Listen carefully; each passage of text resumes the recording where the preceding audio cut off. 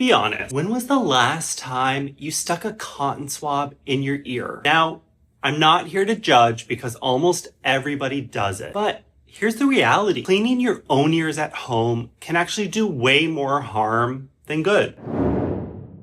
My name's Dario Coletta. I'm a doctor of audiology, and I've helped hundreds of people in the Toronto area to achieve better hearing and solve complex cases of hearing loss. And I've done thousands of wax removal. Today, we're going to solve this common myth with facts, not fear. Let's start with the infamous cotton swabs. I think everybody is guilty of using one at some point in their life. Some people use them every day. Some people use them a couple times a week, a few times a month, or just as needed. Now, everybody thinks that they're cleaning their ears, but that's not actually what you're doing. Our ears naturally produce wax on the outer portion of our ear canals. So most of the time when people are using Q-tips, we're actually pushing the wax in deeper into the ear canal, closer to the eardrum. This is going to result in a feeling of being blocked, muffled hearing, and sometimes pain. Now, people often think cotton swabs work because when they take them out, they look dirty or discolored. That's because they've pushed or moved the wax around rather than actually cleaning our ears. And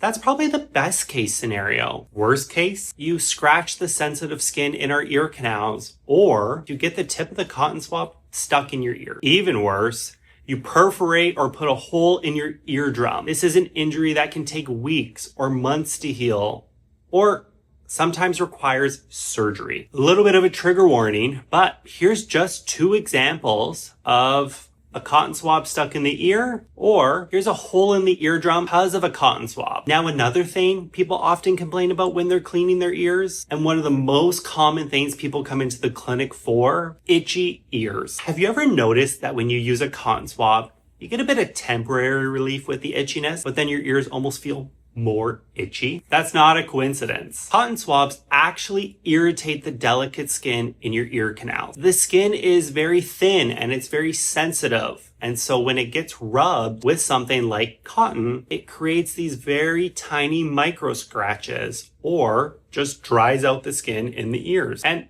on top of that, when you push the wax in deeper, sometimes our body can respond by creating even more wax as protection. And that buildup can create an ongoing itchy or irritated feeling. It becomes a cycle. The more you swab, the more itchy your ears are, the more tempted you are to continue using cotton swabs. And at some point, we have to break the cycle. And then there's ear candling. And we're not even going to go there because not only is it ineffective, but it's just downright dangerous. People have burned their skin, dropped hot wax into their tiny ear canals, and caused infection, all in the name of detoxing our ears. I always tell people, think of where this service is offered. You're not going to see ear candling in your family doctor's office. You're not going to see ear candling in an audiologist office. And you're definitely not going to see ear candling at your ear, nose, and throat specialist office. The science is clear. Ear candles do nothing